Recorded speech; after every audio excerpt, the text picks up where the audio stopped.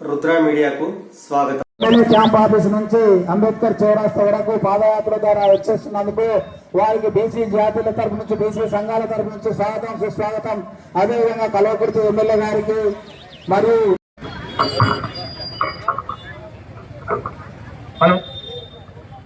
ఈ కార్యక్రమాన్ని ఉద్దేశించి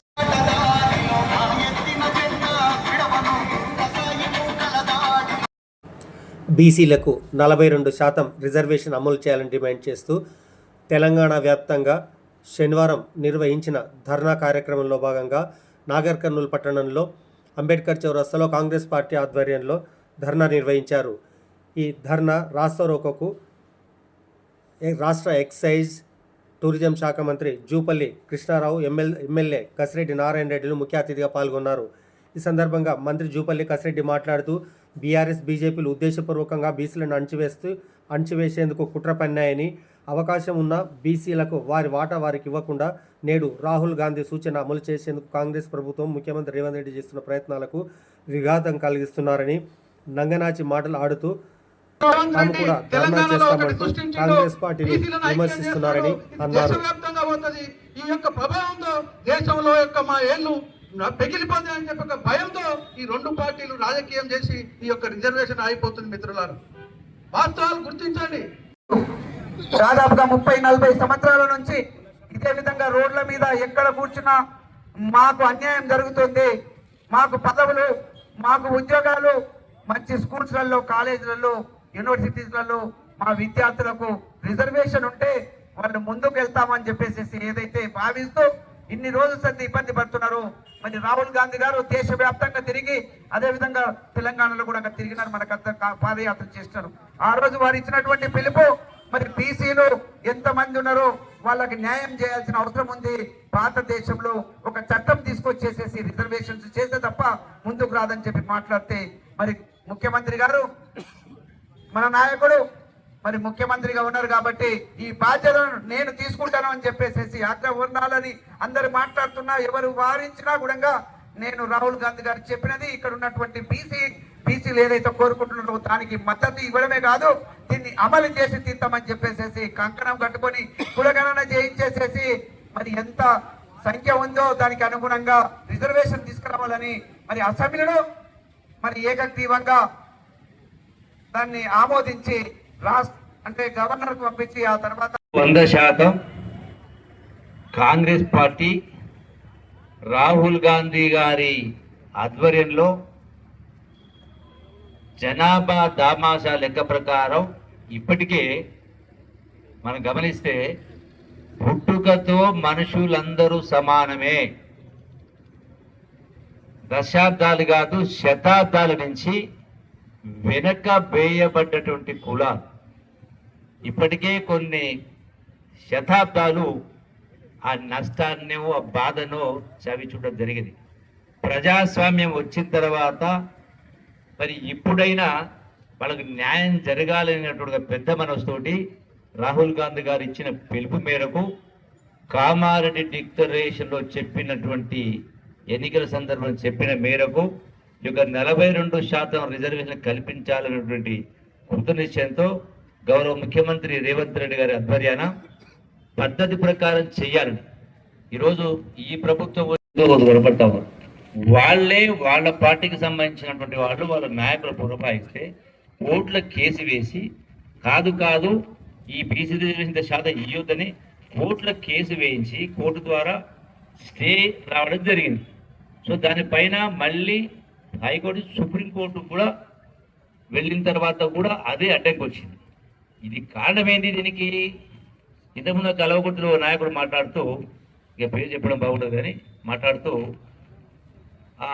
ఇవన్నీ చేసింటే బాగుండే కాంగ్రెస్ మాట్లాడుతూ నేను అడుగుతా ఉన్నా, ఈ రోజున నాగర్ కర్నూలు చౌరస్తాలో ఇలా కాంగ్రెస్ పార్టీ శ్రేణులు, కాంగ్రెస్ పార్టీ ప్రభుత్వమే ఇక్కడ కూర్చునే పరిస్థితి వచ్చిందంటే దీనికి కారణం ఏంది అంటే కాంగ్రెస్ పార్టీ ఈ 42% ఇవ్వాలని ఈ కులగణన చేపట్టి చట్టాలు చేసి ఇవన్నీ చేసినందుకే కదా. అంటే ఒక అవగాహన కల్పించి ప్రజలందరూ కూడా కూడగట్టి కలిసి బీసీలందరూ కూడా ఐక్యతం చేస్తూ న్యాయబద్ధంగా జరగాలి. అందుకే ఈ చర్చ వచ్చింది.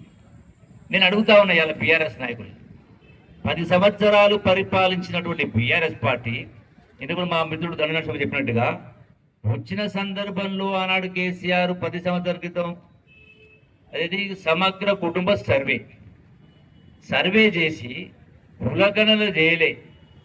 సర్వే ఏమైందో గాలిపోయింది.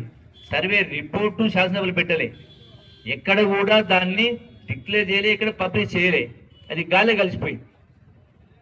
మరి అదే కేసీఆర్ నిజంగా బీసీల పట్ల బీఆర్ఎస్ పార్టీ కానీ గత ప్రభుత్వం కానీ చిత్తశుద్ధి ఉంటే ఎప్పుడైతే గతంలో 2018 సందర్భంలో స్థానిక సంస్థ ఎన్నికలు జరిపినప్పుడు ఎందుకు 23% కుదించి ఎన్నికలు నిర్వహించరు? ఎందుకు ఈ కులగణన చేపట్టలే? బీజేపీ ప్రభుత్వానికి అడుగడుగున పార్లమెంటులో మద్దతు ఇచ్చింది.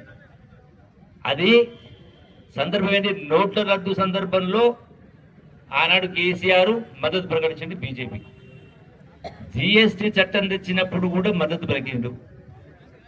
అట్లాగే ప్రెసిడెంట్ ఆఫ్ ఇండియా అంటే రాష్ట్రపతి ఎన్నికల్లో కూడా బీజేపీ మద్దతు పలికిండు. ఉపరాష్ట్రపతి ఎన్నికల సందర్భంలో మద్దతు పలికిండు. ఇట్లా చాలా సందర్భంలో ప్రతి అంశంలో బీజేపీ మద్దతు ఇచ్చినప్పుడు అప్పుడే మీరు కులగణన చేసి ఎప్పుడైతే నీకు మద్దతు కావాలంటే ఈ బీసీలు 42% ఇస్తే అంటే రాజ్యాంగాన్ని చట్టసవరణ చేయాలి అని చెప్పి నిలదీసి ఉండింటే ఈ పరిస్థితి వచ్చేది కాదు కదా. మళ్ళీ మీరు చెయ్యలేంది ఈనాడు ఈ ప్రభుత్వము రేవంత్ రెడ్డి గారి నాయకత్వంలో ఇవన్నీ కూడా చట్టబద్ధ కలిసి ప్రయత్నం చేస్తుంటే చిత్తశుద్ధిని మీరు శంకించే కార్యక్రమం చేస్తారు. మీరు అభినందించాలి. అభినందించగా మళ్ళీ కోర్టు కేసులు వేయడం, ఆపే కార్యక్రమం చేయడం, మళ్ళీ ఉల్టా చోరు కొత్తవాళ్ళు కూడా అంటేనట్టుగా మళ్ళీ మీరే ఈ పార్టీ వైపు ఈ ప్రభుత్వం వైపు ఏలుపెట్టి చూసే ప్రయత్నం చేస్తారు. మద్దతు ప్రకటించడం కింద మాట్లాడుతూ ఉన్నాం. ఏ హక్కు ఉంది? ఏ లెక్క ప్రకారము దొంగ అరిసినట్టుగా మీరు ఎక్కడ చేయాలి? ఆనాడు తెలంగాణ ఉద్యమం కోసం చేయలేదా మేము రాజీనామాలు? ఇలా 42% సాధించడం కోసం మీరు ఢిల్లీ పోయి మోడీ గారు కూర్చోను, అమిత్ షా గారు కూర్చోను దీనికి చట్టబద్ధ కల్పిస్తూ ఎట్లయితే పివి నరసింహారావు గారు తమిళనాడు రాష్ట్రానికి సంబంధించిన రిజర్వేషన్ ఇష్యూ వచ్చినప్పుడు ఆనాడు 9th షెడ్యూల్లో ఆ రాష్ట్రం డిమాండ్ వచ్చినప్పుడు ఆ ప్రకారం పివి నరసింహ కాంగ్రెస్ పార్టీ అమలు చేయడం జరిగింది. ఈరోజు మీరు అధికారంలో 10 సంవత్సరాలు అధికారం ఉన్నారు. ఇలా తెలంగాణ రాష్ట్రంలో ఉన్నటువంటి మొత్తం 4 కోట్ల ప్రజలందరూ ఒకటైనప్పుడు ఇలా ప్రజాస్వామ్యంలో ప్రజలే అంతిమ నిర్ణేతలు. ప్రజాస్వామ్యాన్ని గౌరవించాల్సిన బాధ్యత అధికారుల వాళ్ళు ఆ మాత్రం ఇంగిత జ్ఞానం ఉండదా? ఇలా 100కు 100% రాష్ట్ర ప్రజలు బీసీలు 42% రిజర్వేషన్ కావాలి, న్యాయమైన డిమాండ్ అని ఉన్నప్పుడు ఎందుకు రాజ్యాంగాన్ని మీరు ఆ యొక్క అంటే అమెండ్మెంట్ వెసులుబాటు కల్పించాలా? ఈ 70 సంవత్సరాల్లో రాజ్యాంగాన్ని 120 సార్లు మార్చుకున్నాం. 120 సార్లు రాజ్యాంగాన్ని మార్చుకోవడం జరిగింది వివిధ అంశాలు వచ్చినప్పుడు. మరి ఈ అంశం పట్ల కూడా ఎందుకు మార్చకూడదు? ఎందుకు ఈ ఇబ్బందులు పెట్టే కారణం చేస్తా ఉన్నారు? ₹1 ఖర్చు కాదు. ఇలా బీఆర్ఎస్ అయినా బీజేపీ అయినా ప్రజలకు అందరికి ఎవరికి ఆలోచన లేదా? భగవంతుడు అందరికీ సమానమైనటువంటి మేధాశక్తి తెలియదు ఇచ్చిండు. మీరు అనుకుంటా ఉన్నారు సందర్భం వచ్చినప్పుడు కర్రు కాల్చి వాత పెడతారు. ఇప్పటికైనా మించిపోయింది లేదు. చిత్తశుద్ధి నిజాయితీ ఉంటే ఖచ్చితంగా బీజేపీ ప్రభుత్వం ఎట్లయితే తమిళనాడు అంశంలో ఆనాడు కాంగ్రెస్ పార్టీ పివి నరసింహారావు అయితే అవలంబించారో అదే ప్రకారం ఇలా బీజేపీ పార్టీ ఖచ్చితంగా దాన్ని అమలు చేయాలి, 9th షెడ్యూల్లో చేర్చాలి. ఇటువంటి వివిధ సందర్భాల్లో ఈ విధంగా ప్రజల్ని బీసీని ఇబ్బంది పెట్టే కార్యం చేస్తామంటే 100% మిమ్మల్ని ప్రజా కోర్టులో దోషులుగా నిలబెట్టడం జరుగుతుంది. మీకు ఈ ధర్నాలో పాల్గొనేటువంటి నైతిక అర్హత లేదు.